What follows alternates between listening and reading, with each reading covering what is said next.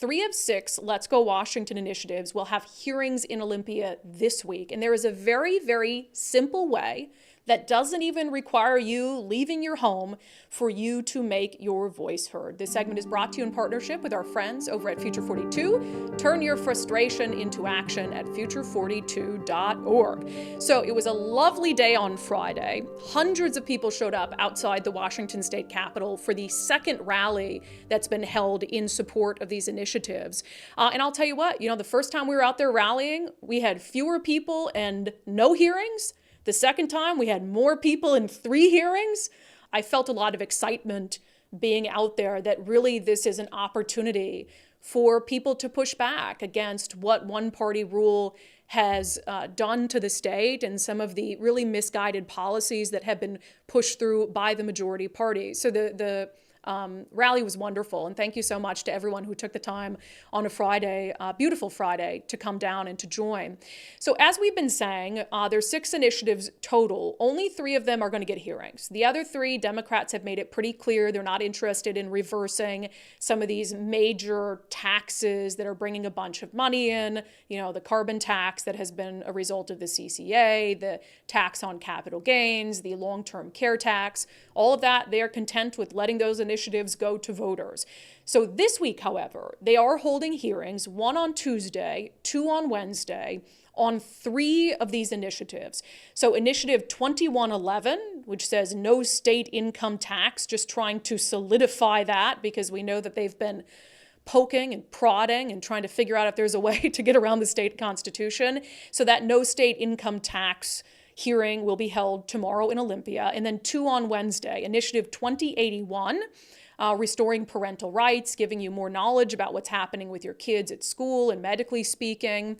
And then Initiative 2113, which is near and dear to my heart, which would restore reasonable police pursuits in Washington, something we've been fighting for now for 2 years, and something that frankly has a lot of bipartisan agreement at this point, even among some Democratic lawmakers who voted to scale back police pursuits back in 2021 have come around to the realization that our streets are simply not safe.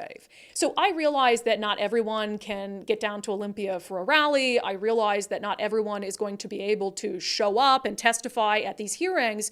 But right now in the description of today's show, you will see links that will take you directly to sign up to register your position on each of these initiatives. You don't even have to go to Olympia. Don't even have to be there. You can just go to your computer, click on each of them, and it takes you through a simple form that just has you, give your name, the city you're from, and then you can register pro or con. Now, one of the reasons that's important is because that stuff is tracked. And so at the hearing, it will be noted how many people have signed in to testify, how many people have signed in to register their support, either pro or con. Thousands of people have already signed in, and the vast majority of them in favor of the initiative. So you want to get those percentages high, like more than 80% that have signed in for each of these to at least register their opinion on them are in support of the initiatives. And so that's really a good thing. And one of the things I would just note, I don't care how you sign in. This whole process and these initiatives have been about making the voice of the people count and having your voice heard. If you're opposed to one or all of these initiatives, I'm perfectly fine with you clicking on those links that we've provided and with you registering your testimony as being opposed. I think that's fine. This is about hearing people's opinions, about giving the voters a voice, and whether your voice is for or against. I think that's great. And I think you participating in the process is really, really important. So please do this and take time today. Again, initiative on no state income tax, reasonable police pursuit, parental notification. These will be very eventful hearings, I have a feeling, this week.